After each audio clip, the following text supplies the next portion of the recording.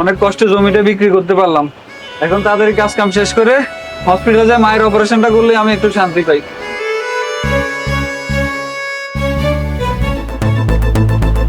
ভাইয়া দুটা বার্গার দিন তো। হ্যাঁ ভাইজান দিতেছি, বসেন একটু। ম্যাডাম আপনাকে কয়টা বার্গার দিব? তুই বার্গারের কথা বাদ দে, তুই আগে বল এতগুলো টাকা তুই কোথা থেকে পেয়েছিস? তুই টাকাগুলো আমার কাছ থেকে চুরি করছিস তাই না? দেখ দোস্ত কত সুন্দর। সুন্দর তো।